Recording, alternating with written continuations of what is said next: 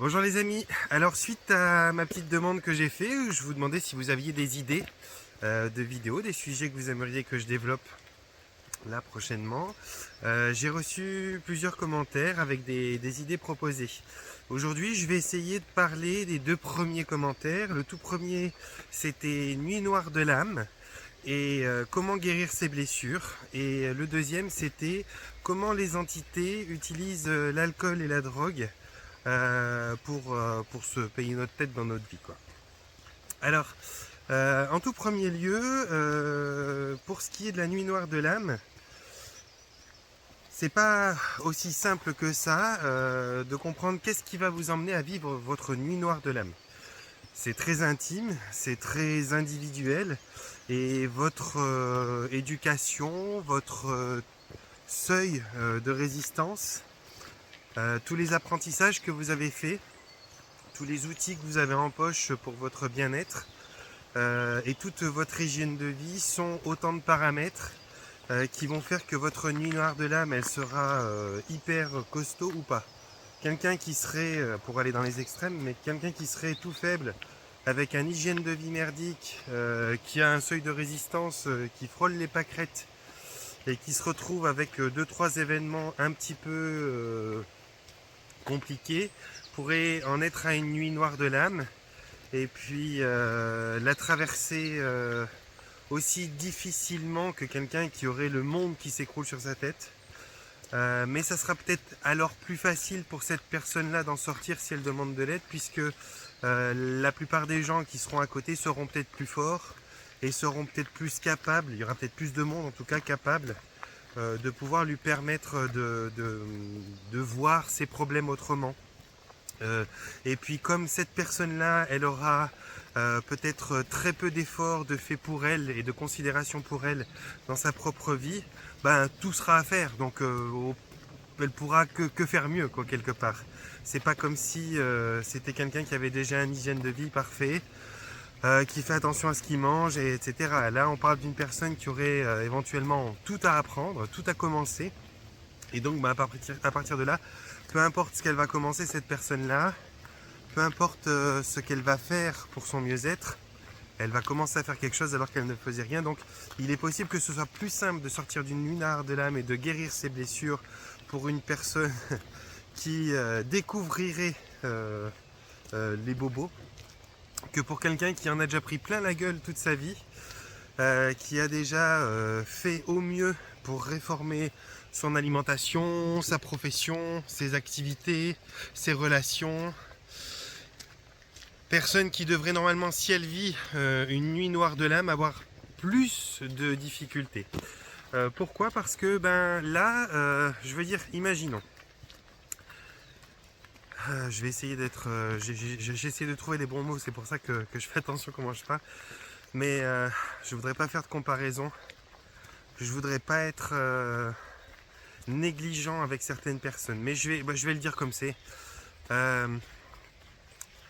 Quelqu'un qui est quelqu'un qui n'a pas de considération pour lui et qui s'est fait formater, conditionner toute sa vie à faire de la merde, quoi, à pas faire attention à son alimentation, à ne pas travailler dans quelque chose qui lui plaît, mais au contraire à être un esclave moderne dans un job où il n'est pas respecté ni considéré, il ou elle, et qui ne considère pas que la nature ou cet environnement dans lequel je me promène maintenant, ou qui ne sait pas que c'est nécessaire à son bien-être, bon bah il a tout à apprendre. Donc à partir de là, cette personne qui est une personne qui a un niveau un peu zéro au niveau comportement et connaissance d'elle-même, connaissance des fonctionnements de la vie, des lois du vivant, bon bah elle risque pas d'aller plus bas dans le manque de culture, elle connaît rien et tout ce qu'elle va faire au minimum c'est apprendre. Et du moment qu'elle apprend et qu'elle met en place, eh bien elle va se retrouver forcément avec des bénéfices. Une personne qui, comme moi, a déjà cheminé, qui a une bonne compréhension, en tout cas, de pas mal de sujets, qui sait l'importance de la nourriture, qui sait l'importance d'un environnement en nature, qui sait l'échange qu'on peut avoir énergétiquement avec les différents plans, qui connaît déjà pas mal le monde astral, le monde matriciel, qui a des notions en géobiologie, en nutrition, en lithothérapie, en aromathérapie, en herboristerie, en tout un tas d'approches différentes qui peuvent aider l'homéostasie de l'être humain, c'est-à-dire sa tendance à l'équilibre. Si j'en suis à vivre une nuit noire de l'âme, ça devrait être normalement quelque chose de costaud qui me tombe sur la tronche, parce que si ça m'a fait, si ça me met à genoux, ben ça veut dire que malgré tout ce que je sais, tout ce que j'applique déjà pour mon bien-être, eh bien malgré tout, je me retrouve à être affaibli et atteint par ce qu'on appelle ce phénomène de nuit noire de l'âme. Et là, ça va être normalement assez costaud pour m'en sortir, et ça devrait être, je pense, par moi-même dans une grande mesure, parce que beaucoup de gens autour de moi, sans comparaison, hein, c'est vraiment pas un concours, mais beaucoup de gens autour de moi n'ont même pas connaissance des trois quarts des outils que moi je connais, n'ont pas la volonté que moi j'ai, n'ont pas la souveraineté que moi j'ai réussi à développer au fur et à mesure de mon parcours. Non pas forcément mon seuil de résistance non plus, parce que si j'en suis là, c'est aussi parce que la souffrance, je l'ai appris très vite, très tôt et très fort. Donc qui va m'aider? Qui va m'aider et qui va m'apporter des conseils nouveaux pour me sortir d'une période comme ça? Ça va être un petit peu plus dur à trouver. Alors je dis pas que ça n'existe pas, mais ça va être un petit peu plus dur à trouver. Et la plupart des gens qui sont aimants autour de moi et qui vont essayer de me dire des choses vont m'être utiles dans une mesure, mais bon, ça va pas être non plus le truc incroyable. Utile parce que quand on est dans une période de faiblesse et qu'on est au plus bas, qu'on est dans l'épuisement moral, physique, etc., eh bien, les petits conseils de base qu'on connaît sont toujours intéressants à entendre à nouveau, parce qu'on a tendance à plus se rappeler. Ça nous fait du bien qu'on nous rafraîchisse la mémoire sur des trucs simples en fait. Donc oui, l'aide, elle sera toujours là, la bienveillance autour de soi, cette fréquence, cette énergie, pardon, elle sera toujours là. Mais disons que comme j'aurais déjà mis plein de choses en place dans ma vie pour pouvoir, pour pouvoir être là où j'en suis, eh bien ça sera plus difficile d'apprendre des nouvelles choses, parce que la vie elle est logique, elle est simple, hein. C'est du bon sens. Quand on fait attention à son corps, quand on fait attention au temps imparti pour en prendre soin, quand on fait attention à ses fréquentations, quand on fait attention à sa dépense énergétique, quand on fait attention à ses activités, à l'interaction sur les plans visibles ou non visibles, on a déjà pas mal de choses qui sont conscientes chez nous. Donc normalement, il n'y a pas de raison que ça se passe mal, ça devrait même plutôt se passer bien. Et la nuit noire de l'âme, si elle vient vraiment d'un endroit où on ne l'attendait pas. Il va falloir qu'on trouve quelque chose de nouveau, qui n'est pas forcément le truc le plus connu, puisque on a déjà pas mal barboté. Donc, c'est ce qui risque de faire la différence dans ce sujet-là, de comment se remettre d'une nuit noire de l'âme. Après, comment se remettre? Tu seras toujours tout seul, ou tu seras toujours toute seule. Pourquoi? Parce que tu as beau avoir les meilleurs appuis du monde, les meilleurs thérapeutes qui t'accompagnent, ou les meilleures fréquentations qui t'éclairent et qui te soutiennent, il ne pourra jamais y avoir quoi que ce soit qui te soit imposé. Dans ton expérience, et c'est ça qui est très très très très riche quand on l'accepte, quand on l'intègre, pas juste quand on le comprend, parce qu'il y a comprendre intellectuellement les choses, ça c'est déjà une étape qui est bien, et puis après il y a accueillir, intégrer ce qu'on a compris, et il y a le conscientiser en même temps que ça. Et ça, c'est l'étape la plus importante, parce que c'est cette intégration, c'est cette conscientisation de la chose qui va faire qu'elle passe du niveau savoir et compris au niveau appliqué et acté. Et quand c'est acté, chacune de vos cellules, chacune de vos particules, fait l'expérience d'en recevoir l'information et la reprogrammation. Quand vous le comprenez seulement, quand vous le savez et que vous le comprenez, alors là, il n'y a que votre cerveau, que votre mental, qui a eu une réponse à son analyse et à sa demande, et cette réponse l'aura satisfait dans une mesure, aura été, comment vais-je dire, aura été satisfaisant à la logique qu'il attendait, Et puis bon, bah après, il verra quand il a le temps et l'envie pour transmettre au cœur, à l'esprit et au reste du corps, afin d'obtenir une expérimentation par l'acte en fait. Mais ça reste mental. La conscientisation, l'intégration, c'est quand on est dans l'acte déjà, c'est quand on applique ce que l'on a compris. Mais pas en tant que test, c'est quand on l'a testé, que ça nous a satisfait, que le bon sens est revenu dans notre comportement et que nos cellules, nos particules, notre être tout entier a décidé de rentrer ça en nous comme nouvelle programmation, comme nouveau comportement. Donc là, normalement, on est sorti de l'auberge. Une fois qu'on en est là, on est dans on dit un esprit sain dans un corps sain. Là, on serait dans une activité cohérente vis-à-vis des réflexions cohérentes et des compréhensions cohérentes qu'on a obtenues à travers notre cheminement. Donc, peu importe l'aide que vous allez recevoir, aussi pertinente soit-elle, il vous faudra toujours vous être l'être souverain qui accueillez cette aide, qui en fassiez quelque chose. Moi, je fais des séances merveilleuses. Je veux dire, ça fait des années maintenant que j'accompagne des gens qui ont tout un tas de problèmes. Des problèmes émotionnels, des problèmes physiques, physiologiques, qui ont des trucs graves, qui vont jusqu'à avoir des somatisations, des manifestations dans leur corps, qui deviennent ce qu'on appelle des maladies. Alors certaines sont des auto-immunes, d'autres sont des maladies spontanées, d'autres sont des handicaps ou des traumatismes qui sont vécus comme des chocs importants dans leur existence. Et j'en ai ramené de trucs qui étaient soi-disant à les emmener au bout de leur vie. J'ai eu soigné des gens qui avaient comme diagnostic plus que 20 ou 21 jours de vie devant eux, qui étaient en stade terminal, 4 ou 5 de certaines maladies, à savoir que le 4 ou le 5, c'était l'échéance finalement des stades connus, et qui sont aujourd'hui vivants ou vivantes parce que ils ont reçu, compris, intégré, conscientisé, puis acté, et donc ça s'est manifesté. J'en ai vu d'autres qui sont arrivés avec des problèmes plus simples, qui étaient des problèmes de confiance, des problèmes de comportement, qui ont changé. Et puis j'en ai vu d'autres qui sont arrivés avec des problèmes beaucoup plus légers, qui ont changé. Mais j'en ai vu aussi qui sont arrivés avec des trucs qui paraissaient vraiment en une discussion réglable, et qui n'ont pas changé. Et c'était pas faute des connaissances que je leur apportais, des connexions que je leur permettais d'avoir.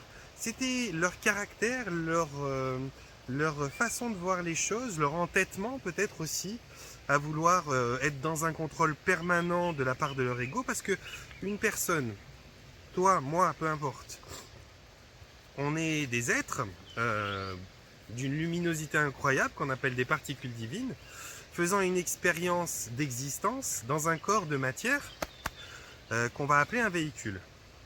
Ce corps de matière, ce véhicule, il est animé de certaines interfaces qui nous permettent, à nous, les esprits lumineux qui faisons cette expérience, de pouvoir véhiculer, transmettre ce que l'on est. C'est-à-dire, on a notre esprit qui vient s'incarner. Alors c'est pas, à mon sens, c'est pas l'âme qui s'incarne, mais c'est plutôt l'esprit. D'ailleurs, on dit un esprit sain dans un corps sain. Et cet esprit, il ne peut pas directement s'exprimer parce que lui, il est juste le pilote. Il est le pilote d'un véhicule, et ce véhicule, c'est votre corps. Et l'interface qui lui permet de pouvoir traduire ce qu'il veut faire, ce qu'il pense et ce qu'il apprend à votre esprit, eh bien, c'est votre mental. Et il y a un implant qui est posé dans chaque être qui vient faire l'expérience sur Terre, en tout cas dans tout ce qui est matrice artificielle, il n'y a pas que la Terre. Et enfin, il y en a plusieurs des implants, mais les 8 principaux que moi je connaisse, c'est vos 7 chakras, de la racine jusqu'à la couronne, et votre ego. Et là, en l'occurrence, c'est de l'ego qu'on va parler. L'ego, il est un petit peu le conducteur du mental. L'ego peut se substituer à votre esprit pour pouvoir vous donner l'illusion à vous d'être. C'est-à-dire que votre esprit, qui est purement et simplement ce que vous êtes, enfin simplement, je ne sais pas si c'est si simple, c'est plutôt divin, c'est tellement beau là, je vous montre. Votre esprit qui est vous en fait, qui est votre individualité, votre entière identité, se retrouve comme poussé sur le côté par votre ego qui pilote votre mental, mental qui est l'interface de votre esprit pour pouvoir agir et interagir dans le monde. Donc il se retrouve poussé sur le côté par l'ego.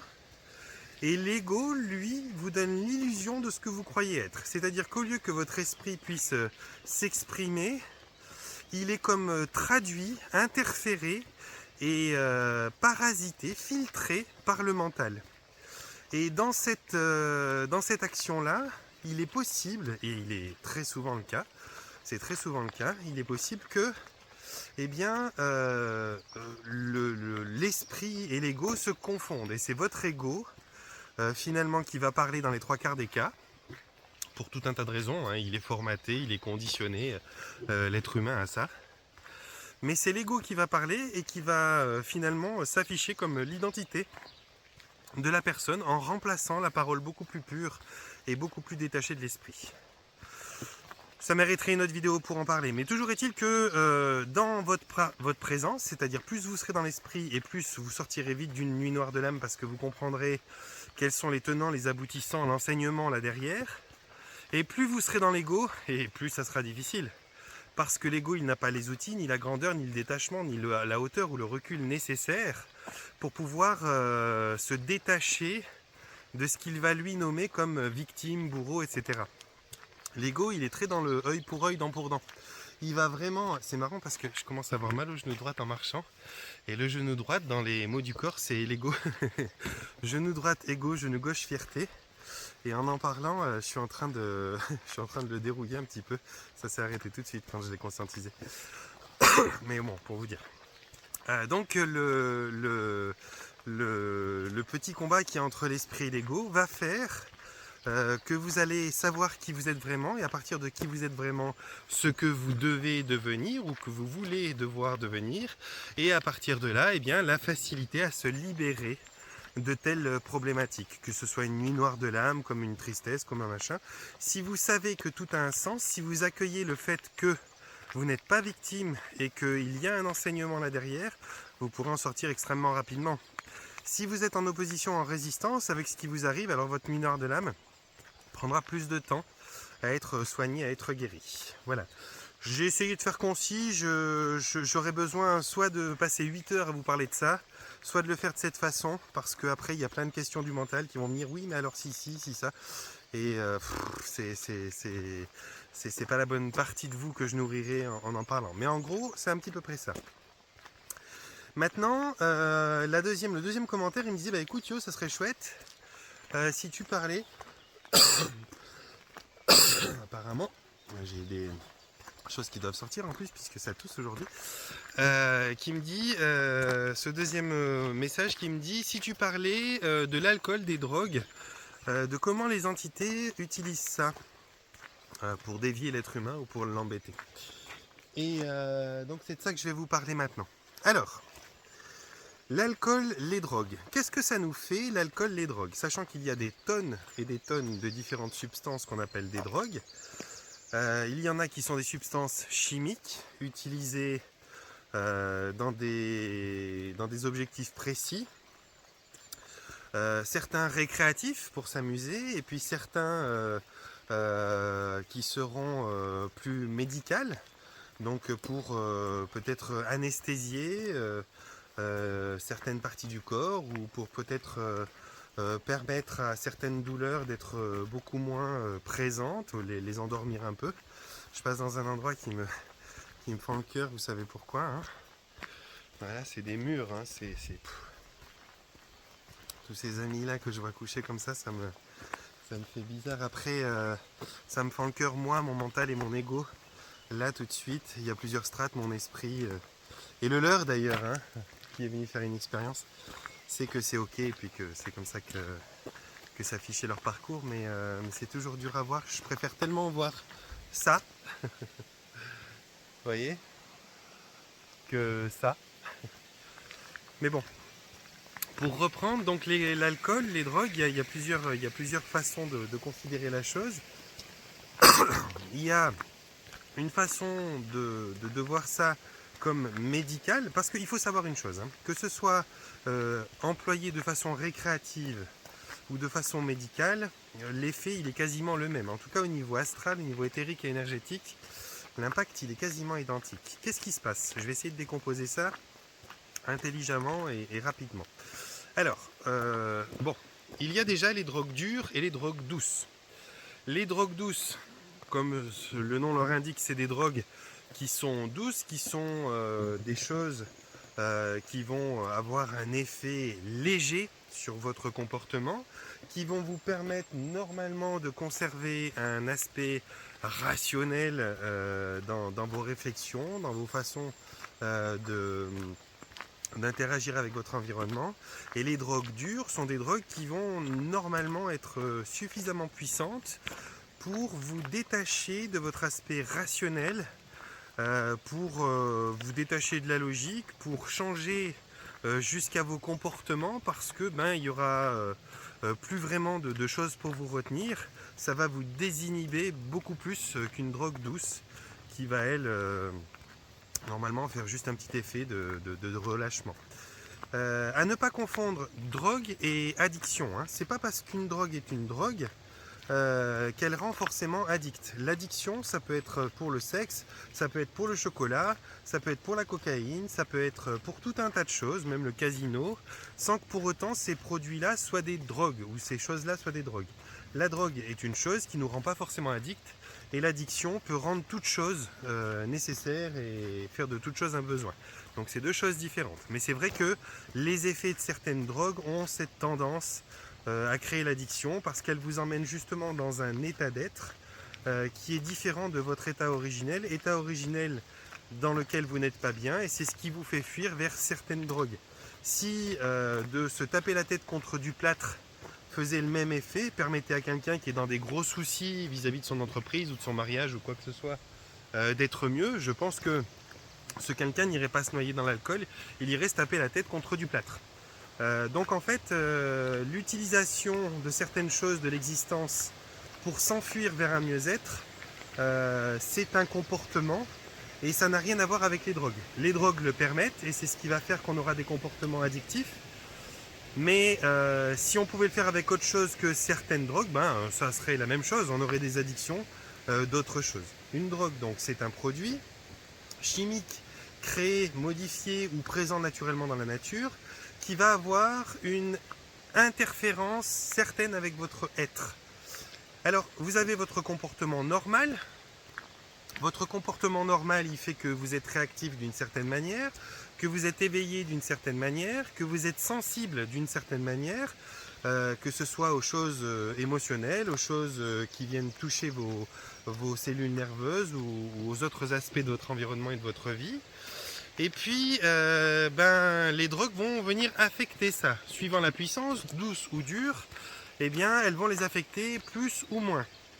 C'est clair que si vous fumez un pétard parce que vous avez un petit mal de dos, ça devrait pouvoir vous aider. Si vous avez un gros mal de dos, ça suffira pas. Il va peut-être vous falloir une drogue comme de la morphine ou de l'héroïne, par exemple. Ces drogues-là qu'on appelle le tramal, le tramadol, c'est de l'héroïne. Bon. Suivant la douleur donc que vous avez, qu'elle soit émotionnelle ou qu'elle soit physique, vous allez devoir faire appel à une drogue de plus en plus puissante, de plus en plus dure, pour pouvoir l'oublier cette douleur, vous en échapper. Donc c'est une fuite. Maintenant, la question c'était comment les entités usent l'alcool ou les drogues pour se jouer de nous quelque part.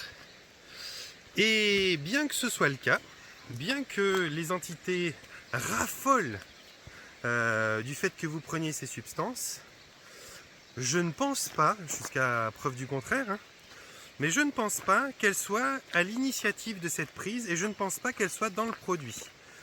J'ai connaissance de certaines addictions problématiques avec certaines substances, comme l'alcool, le cannabis et le sucre, qui sont les plus présentes dans les plaintes et dans les demandes des gens qui viennent me voir.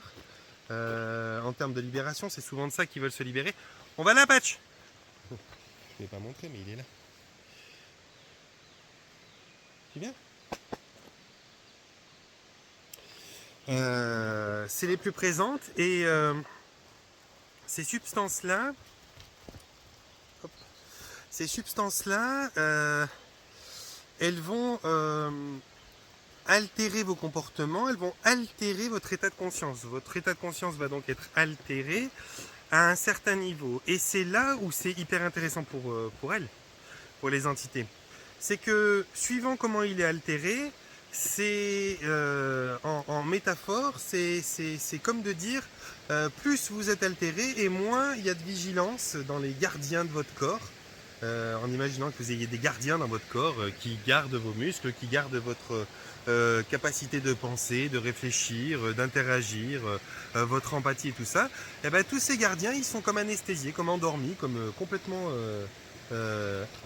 mis à l'arrêt par ces substances. Et c'est là où les entités, elles ont tout intérêt à venir parce que vous n'avez plus de vigilance, vous n'avez plus une grande luminosité ou une grande brillance qui vous prémunit de ces attaques-là, donc elles peuvent venir, elles peuvent commencer à vous piquer de l'énergie, elles peuvent s'installer, elles peuvent poser des implants, elles peuvent poser des croyances, elles peuvent poser tout un tas de choses. Alors dans les implants, vous en avez certains qui vont favoriser l'addiction, vous en avez certains qui vont faire d'autres choses. Et puis dans ces moments-là où vous prenez ces substances, ces drogues et ces alcools, il se peut que vous fassiez certaines actions, certaines dont vous vous rappellerez en rigolant, et certaines autres que vous jugerez plus graves et dont vous vous en voudrez peut-être d'avoir fait ça. Peut-être que vous vous direz Ouah, putain, j'ai fait n'importe quoi, je sais pas, moi j'ai couché avec telle personne de laquelle je devais me tenir à l'écart depuis si longtemps, ou bien j'ai volé un truc, alors putain, c'est pas du tout mon comportement de piquer à autrui ses biens matériels, ou bien j'ai eu un accident grave et puis il a des conséquences qui sont extrêmement importantes. Je me retrouve responsable de tel handicap chez telle personne, ou de telle mort chez telle autre personne. Et donc là, ça va induire des états d'esprit, des états de conscience remplis de culpabilité, remplis d'un regard que vous aurez sur vous-même qui sera très péjoratif, rempli de tout un tas de choses qui vibrent très bas. Vraiment. Et cette vibration-là, c'est précisément ce que les entités adorent parce que plus vous vibrez bas et moins vos vigiles personnels, vos petits gardiens de comportement et de conscience sont réveillés. Donc plus ils sont endormis et plus les entités, elles ont de la place. C'est un petit peu comme si vous rentriez, alors imaginons que vous soyez des ados et que vous avez envie de faire la fête chez les parents. Et puis je vais m'installer différemment, désolé pour les mouvements, que vous avez envie de faire la fête chez les parents et vous rentrez chez les parents et les parents sont complètement réveillés, ils ont investi le salon, ils regardent leur émission et patati et patata. Bon bah là ça sera difficile de leur piquer la place et puis de pouvoir jouer avec la télé, la console ou je sais pas quoi. Mais si vous mettez dans le verre des parents un peu de drogue et que tout d'un coup ils sont tout groggy et puis ils disent oh, bon, nous on va se coucher, on va dans la chambre, on n'est pas bien, la tête tourne, on est à deux doigts de dormir, ils sont mal, bon bah ils vont partir dans la chambre et vous avez toute la maison pour vous. Vous pouvez piquer dans le frigo, vous pouvez piquer dans les placards, vous pouvez utiliser la télé, vous pouvez même à leur insu piquer la clé de la bagnole et puis aller leur piquer leur bagnole pour aller faire je ne sais pas quoi. Alors c'est pas bien tout ça, on est d'accord, mais c'est tout ce que vous permet le fait que vos parents soient groggy. Eh bien, l'alcool, la drogue, différentes substances comme ça, vont vous mettre dans un état propice à ce que les entités vous voient comme vous verriez vos parents groggy. Elle se dit ouais super, il est plus à la maîtrise de son corps, je peux faire ceci, je peux faire cela, je peux quelque part le manipuler avec des envies sexuelles, avec des envies de jeu, avec des envies d'aventure, avec des envies de machin, pour pouvoir lui faire tel acte ou tel acte ou tel acte. Mais c'est pas elles qui ont choisi que vous preniez ces substances. Elles n'ont pas ce pouvoir-là non plus. Enfin, elles l'auraient dans une certaine mesure, mais je voudrais quand même pas que vous vous dédouaniez de vos comportements. La plupart des bêtises que vous les faites par vous-même et vous les faites parce que vous avez quelque chose qui ne va pas. Quand vous avez cette chose qui ne va pas, que ce soit un job, que ce soit une relation affective, amoureuse, amicale ou familiale, peu importe, et que vous vous réfugiez dans un comportement qui peut vous soulager pendant un moment, que ce soit de boire, ou que ce soit de fumer, ou que ce soit une autre substance qui puisse vous permettre de fuir, plutôt que d'affronter, eh bien vous vous mettez dans un état qui effectivement vous met tellement groggy que vous vous rendiez plus vraiment compte du problème et du coup vous êtes un petit peu tranquille avec ça, vous l'avez comme oublié, mais vous vous mettez aussi à disposition de ces entités qui ont toute la maison pour eux, si on peut dire ça comme ça, pour pouvoir y faire ce qu'ils veulent. Donc ils vont peut-être vous faire des choses que vous ne feriez pas quand vous êtes totalement alerte. On dit qu'il y a des entités derrière ces choses-là. Alors oui, il y a des entités derrière ces choses-là, mais ces choses-là ne sont pas la cause. Donc ces entités ne sont pas la cause ni la fabrication de l'alcool. Je veux dire que ce soit l'alcool ou que ce soit les drogues, c'est fabriqué par l'être humain, c'est consommé par l'être humain, que ce soit médicinal ou que ce soit récréatif, c'est lui qui doit en assumer pleinement les conséquences. Elles, les entités, elles sont juste opportunistes dans cette histoire et elles viennent faire ce qu'elles peuvent faire, elles se servent, elles profitent, le frigo est là à disposition, les placards aussi, la télé est disponible, les clés de la voiture sont sans surveillance. Et puis pourquoi pas d'autres choses. Donc elles viennent utiliser ces potentiels-là pour faire ce qu'elles font bien, quoi, des bêtises. Si vous ne réglez pas vos problèmes qui sont à la source de votre consommation, qui sont à la source de votre fuite, si vous ne réglez pas, si vous ne prenez pas en main votre cas parce que, je sais pas, parce que vous êtes en trop grand épuisement, parce que vous vous acharnez à ne pas vous considérer ou parce qu'il y a tout un tas de paramètres, un concours de circonstances qui fait que finalement vous ne vous aimez pas suffisamment ou bien vous n'en êtes pas encore arrivé à un trop grand ras-le-bol ou peu importe. Mais si vous ne faites pas quelque chose, eh bien vous pourrez vous imaginer ou vous satisfaire du fait que les entités effectivement jouent avec ça et puis vous pourriez même, si vous en avez envie, pourquoi pas, en étant un petit peu hypocrite avec vous-même et malhonnête ou mauvaise foi, dire que c'est pas de votre faute, c'est la faute des entités et puis remettre votre souveraineté, votre responsabilité plus loin dans les mains de quelqu'un d'autre. Et ça serait très bien parce que elle se réjouirait de ça, que vous leur donniez les responsabilités de votre vie et qu'elle puisse continuer à se foutre de votre gueule comme ça en vous piétinant. Elle le fera avec grand plaisir. Donc ça peut durer longtemps, ça peut aller même jusqu'à la mort comme ça vous pouvez le faire. Mais c'est pas la réalité de la chose. La réalité de la chose, c'est que elle vous force pas à boire, elle vous force pas à fumer.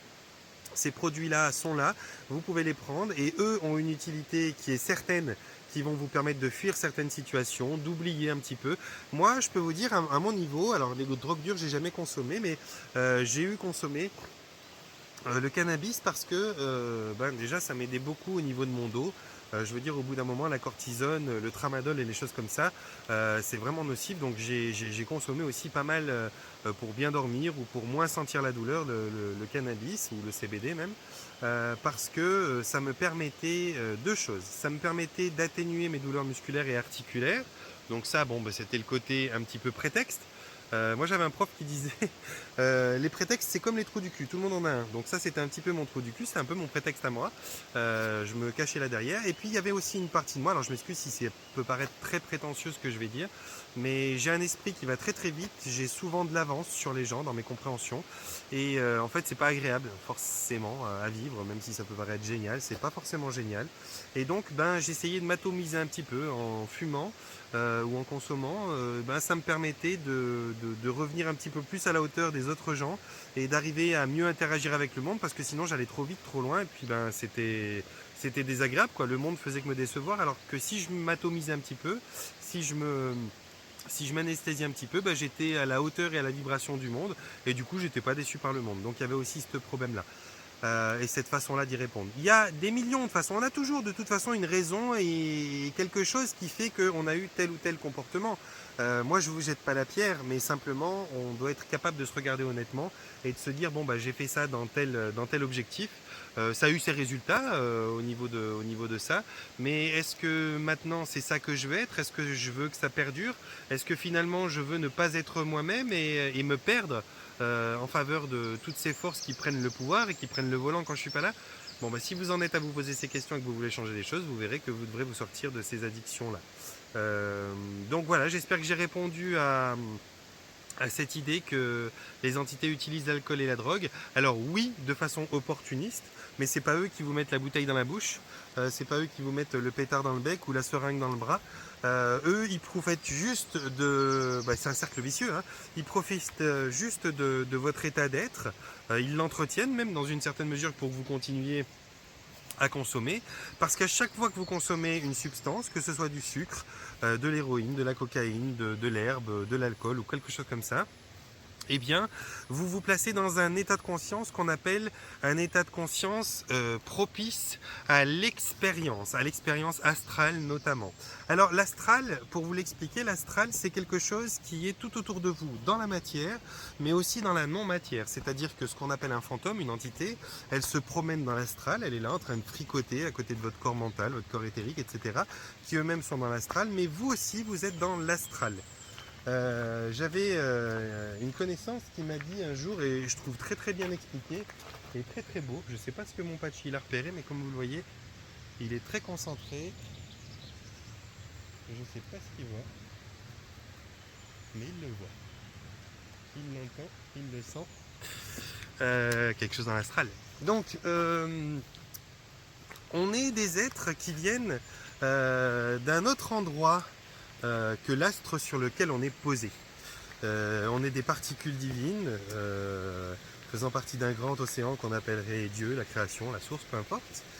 Et de temps en temps, il nous prend de faire une expérience. On a envie d'expérience et dans certaines expériences, on peut expérimenter l'individualité. Ça veut dire ne plus faire partie d'une unité qui est un grand tout, mais de devenir un individu à part entière qui est un seul face à plein d'autres. Et désunifié de cette unité. Donc ça nous permet de faire des expériences de l'ego, de tout un tas de choses. Et ces expériences souvent se font sur des planètes comme ça, comme la Terre, où on peut user d'un corps matériel, sur une planète matérielle. Même si on peut faire cette expérience avec plein de bon sens et une bonne façon de la conduire, on peut aussi faire tout l'inverse de cette expérience, pleine de bon sens, et faire du n'importe quoi avec un comportement merdique. Et plutôt que de construire ou de profiter du plaisir, on peut détruire et profiter du déplaisir. Tout est possible dans ces expériences-là. Mais en tout cas, Patchy, viens là. En tout cas, dans ces expériences-là, dans ces expériences qu'on fait dans l'astral, il y a différents niveaux. Il y a le niveau matériel, il y a le niveau éthérique et il y a le niveau énergétique. Après, il y a les niveaux supérieurs, mais qui sont plus dans l'astral vraiment. Et donc, cette connaissance me disait, tu sais, quand on est dans le supérieur, avant qu'on s'incarne, dans notre corps d'homme, de femme, de peuplier, de sapin ou de renard, on est dans un état d'être qui est totalement énergétique. On est à la fois unité, puis à la fois diversification de tout ça. Et tout d'un coup, on sort de ces astres dans lesquels on est pour aller s'incarner sur un astre particulier. Et ça s'appelle le désastre. C'est pas bien loin de ce que vous pouvez en imaginer, c'est tout à fait ça même. Et donc c'est à chaque fois, comparé à une vie énergétique merveilleuse et pleine d'amour, et de bon sens, c'est à chaque fois un désastre de s'incarner parce que justement on fait l'action de sortir des astres, donc c'est un désastre de venir s'incarner. Donc je trouvais ça très mignon, très intelligent et très intelligible de pouvoir voir les choses comme ça. Et en vérité, sûrement qu'étymologiquement, ça fait totalement sens et c'est vérifiable. Donc, dans l'astral, eh bien, on peut y voyager physiquement comme je le fais là, mais on peut y voyager aussi de manière éthérique. C'est ce que les gens vont appeler un voyage astral, d'accord, un rêve astral ou un rêve lucide. Alors c'est une façon de voyager, de circuler, mais pas avec votre corps, avec d'autres parties de vous, plus subtiles. Et dans ces endroits-là, alors je vous demande de veiller si vous êtes attiré par ce genre d'expérience, dans ces endroits-là, à moins que vous ne soyez vraiment vraiment lucide et conscient de ce que vous allez y rencontrer et de ce qu'il s'y passe, eh bien vous y allez un petit peu à l'aveugle.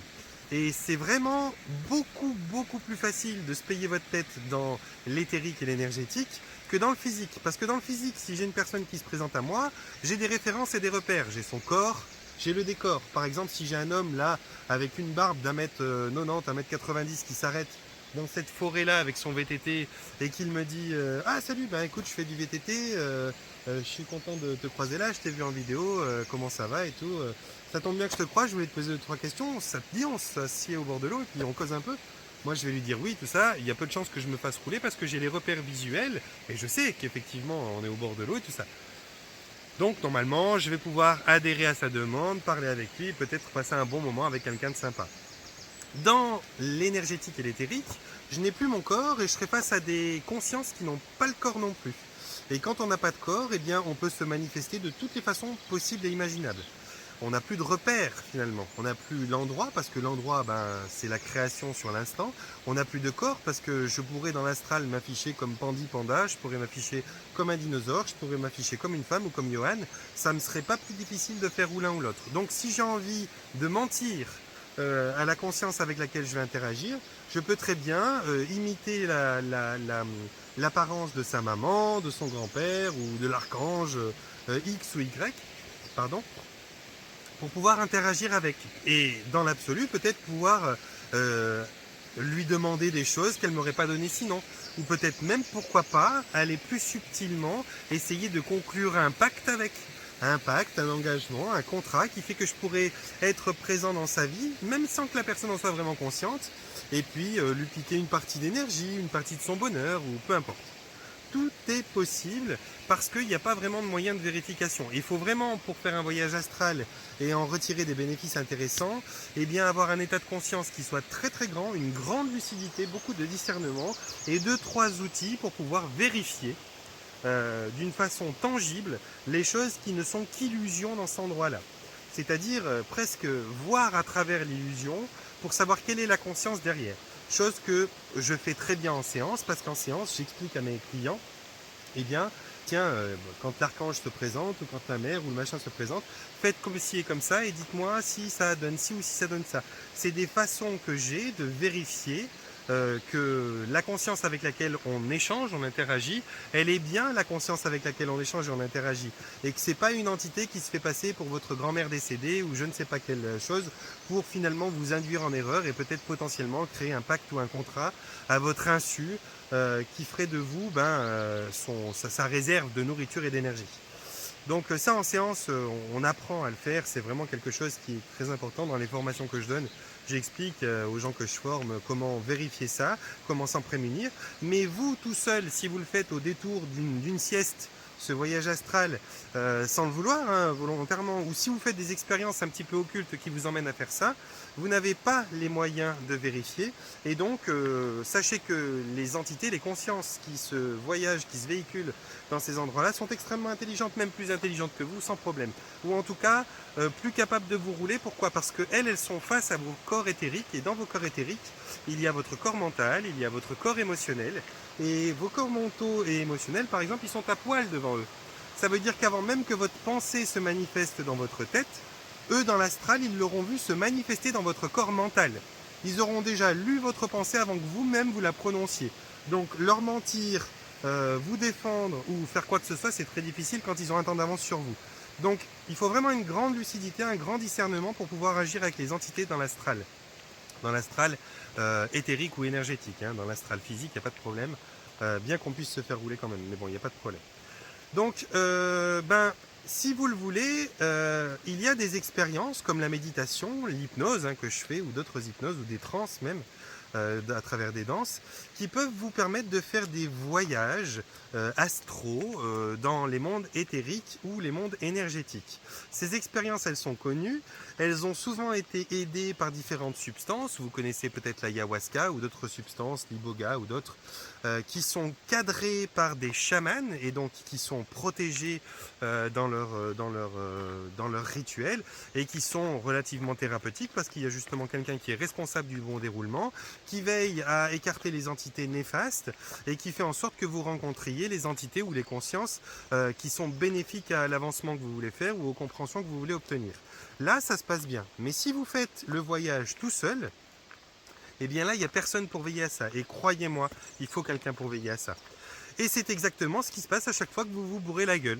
À chaque fois que vous vous bourrez la gueule, à chaque fois que vous vous détruisez avec des prises de substances, ou même à chaque fois que quelqu'un est diagnostiqué ceci ou cela par un psychiatre et qu'il finit avec des anxiolytiques, des antidépresseurs, des choses qui changent son comportement neuronal, eh bien il se retrouve dans un état de conscience qui n'est pas du tout celui qu'on cherche dans les thérapies, qui est un état de conscience modifié. Eux, à la place, il se retrouve dans ce qu'on appelle un état de conscience altéré. Vous verrez, pour tous ceux qui font des séances avec moi, qui en ont déjà fait ou qui font les formations, j'explique toujours 48 heures avant la séance, Alors, je donne tout plein de choses qu'il faut faire, mais principalement, j'explique qu'il ne faut pas d'alcool, pas de drogue, pas de sucre et pas de sel ajouté pour des autres raisons. Mais l'alcool et la drogue, c'est parce que justement, je veux absolument que les personnes que je vais emmener en séance 48 heures après n'aient pas du tout, ni de près ni de loin, un état de conscience altéré. Je vais, moi, leur permettre d'obtenir un état de conscience modifié, où ils seront totalement maîtres d'eux-mêmes, où ils pourront interagir avec moi sans aucune ambiguïté, sans qu'il y ait de problème. Mais si leur état de conscience est altéré, eh bien, je n'aurai pas le contrôle de l'échange qu'on aura ensemble. Ils n'auront pas non plus le contrôle de leur environnement. Et à partir de là, on peut faire des séances où on se fait poser des implants, où on nous dit qu'on a fait tel soin, mais en vérité, il n'y a que dalle qui a été fait, où à la limite, on va vraiment nous mettre du parasite en plus et tout. Et donc, c'est une catastrophe. C'est une catastrophe. Donc tous les gens qui boivent un peu trop, qui font la fête un peu trop souvent, qui fument d'une manière, comment je vais dire, pas occasionnelle justement, mais quotidienne, qui ont des addictions X ou Y, se retrouvent avec un état d'être permanent qui est ce qu'on appelle un état d'être, un état de conscience altéré. Si le sucre vous fait suffisamment de bien pour plus être triste ou pour recevoir la douceur dont vous avez besoin, eh bien il altère votre conscience. En gros, il vous dupe pour vous donner l'impression que vous recevez ce que vous êtes, ce dont vous êtes, pour vous donner, il vous donnera l'illusion, l'impression d'obtenir ce dont vous êtes à la recherche, pardon. Et donc, c'est un état de conscience altéré. Et cet état de conscience altéré, il est tout sauf représentant de quand on est à la maîtrise du volant de son véhicule, quoi. Donc, vous avez votre véhicule qui n'est pas du tout contrôlable et vous vous faites bouffer par des entités, des énergies, des machins. Et lorsqu'on est dans un état, dans une période de vie où on vise l'éveil de la conscience, où on vise l'évolution de son existence, c'est tellement beau. C'est toujours tellement beau autour de moi, mais c'est tellement beau. Lorsque l'on vise ça, lorsque l'on vise une grandeur ou une maturation, une maturité, une croissance de sa conscience et de son existence, eh bien on est biaisé, on perd un temps incroyable finalement à se faire rouler par ces différentes entités. On perd de vue notre piste, notre chemin. On est même des fois bousculé, poussé gentiment vers d'autres voies, des voies qui sont des fausses voies. Ça nous emmène vers du New Age, ça nous emmène vers des croyances religieuses, des dogmes et des machins. Là où il y a un festival d'entités qui justement ont conclu des pactes et des contrats avec les grands gourous de ces pratiques-là et de ces dérives. Et donc vous vous retrouvez à avoir vraiment une perte de maîtrise de votre vie. Et donc petit à petit, ça part en cacahuète, ça part en couille. Donc pour cette question-là, pourquoi et comment les entités sont derrière l'alcool et les drogues, j'ai envie de vous dire, elles n'y sont pas. Vous êtes pleinement responsable de cette prise de substance. Elles sont simplement opportunistes et vont, alors elles le seront dans d'autres cas aussi, mais alors là c'est facile parce que vous leur donnez les clés de la maison, quoi. Elles sont simplement opportunistes et vont donc profiter de cette ouverture que vous leur laissez, avec le petit mot sur la table qui explique mes réserves d'argent sont dans le tiroir là-bas à gauche, les strings de ma femme sont dans le placard là-bas, les réserves de chocolat sont en bas, la clé de chez ma belle-mère elle est dans le placard au-dessus. Bon bref, vous leur donnez toute l'intimité de votre existence, tous vos petits secrets, vous leur donnez vos forces, vous leur donnez vos faiblesses, ils lisent en vous comme dans un livre ouvert qu'ils auraient écrit eux-mêmes, et donc à partir de là vous êtes plus qu'à nu. Et donc c'est clair que le contrôle il est total et absolu. Et après dans ce cercle vicieux là, pour que vous restiez à leur donner toujours les clés, eh bien ils vont vous mettre dans un état, une fréquence vibratoire, ils vont contribuer en tout cas à ce que vous n'alliez pas mieux et à ce que vous ayez toujours besoin de ce substitut, de cet alcool, de ce sucre ou de cette drogue pour pouvoir rester sous emprise. D'ailleurs c'est pour ça qu'on appelle ça une addiction, et même avec un autre mot on appelle ça une dépendance. C'est parce que comme tout dans cette matrice, eh bien le but c'est que vous ne soyez jamais indépendant, que vous ne soyez jamais autonome, encore moins souverain et surtout pas divin. Voilà les amis, et ils n'ont pas le pouvoir de le faire, ils n'ont pas le pouvoir de vous plaquer contre la chaise et de vous enfiler la bouteille de whisky dans le gosier. Vous devez le faire par vous-même et ils n'ont pas non plus le pouvoir de vous y faire consentir. Le seul pouvoir qu'ils ont, et c'est pas rien quand on sait l'utiliser, c'est un pouvoir de manipulation. Pourquoi? Parce que si on manipule un être créateur, un être divin, mais le pouvoir il est absolu. Soit on est déjà un être créateur et divin et on manifeste dans sa vie ce que l'on veut, ce que l'on est, et c'est génial. Soit on prend le pouvoir sur un être créateur et divin et on lui fait croire ce qu'on veut pour qu'il manifeste à notre place. Bon, comme eux ne sont pas ni créateurs ni divins, alors ça ne veut pas dire, quand je dis qu'une entité n'est pas divine ou pas créatrice, ça ne veut pas dire qu'elle est autre chose, qu'on se comprenne. Hein. Elle est dans l'absolu faisant partie du grand tout. Oui, ça, vraiment. Mais elle est la facette de son absence. D'accord? Quand on parle d'ombre et de lumière, il n'y a pas l'ombre et la lumière qui existent, il n'y a que la lumière qui existe. Mais l'ombre, c'est l'endroit où la lumière est absente. On ne crée pas de l'ombre. Je veux dire, si vous avez un grand hangar, un immense hangar, d'accord? Et qu'au milieu de cet hangar, il y a une cloison fermée, totalement opaque, que dans cet hangar, il n'y a aucune fenêtre. Il est plongé dans le noir d'un côté et de l'autre. Il y a 2 pièces dans cet hangar et les 2 sont plongées dans le noir. D'un côté, vous mettez la lumière. Bon, un côté est illuminé et celui qui est de l'autre côté de la cloison, eh bien, il est complètement plongé dans l'obscurité. Si vous cassez la cloison au milieu, vous la brisez, la cloison, elle tombe.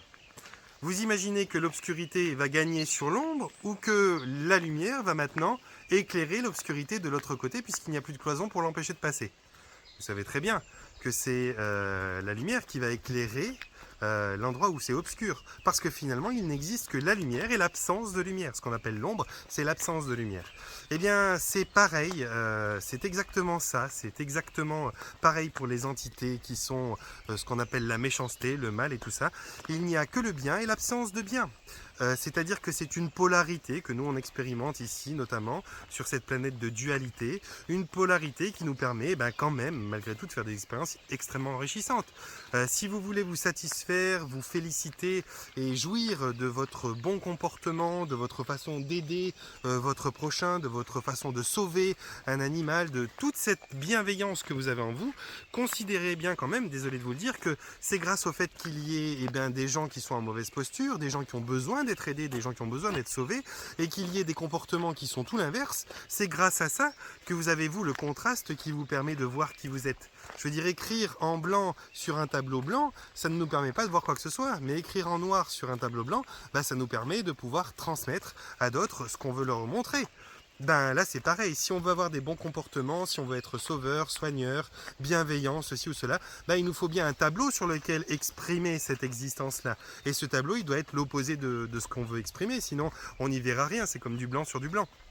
Donc les entités sont une sorte d'absence de bienveillance, sont une espèce de polarité inverse. Ça n'est pas pour autant que c'est extrait et séparé du divin, c'est le divin dans son expérience aussi. Après, vous avez votre libre arbitre et votre libre choix pour pouvoir choisir qu'est-ce que vous faites comme expérience sans pour autant critiquer quelque chose et lui donner un nom qu'elle n'a pas. Je veux dire, quand on dit les forces de l'ombre, quand on dit le sombre c'est mauvais, tout ça, c'est comme si on donnait une identité, une existence à quelque chose qui dans l'absolu n'existe pas. Je suis désolé.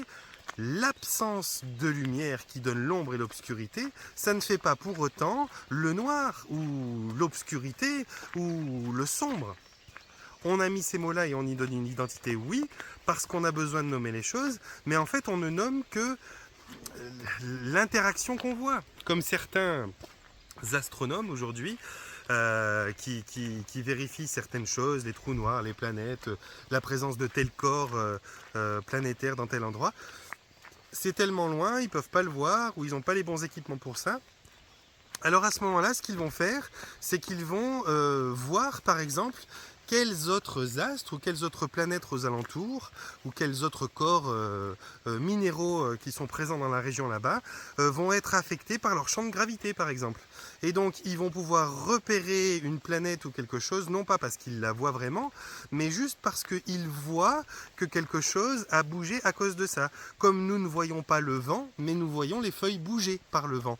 Nous voyons une plume se soulever avec le vent.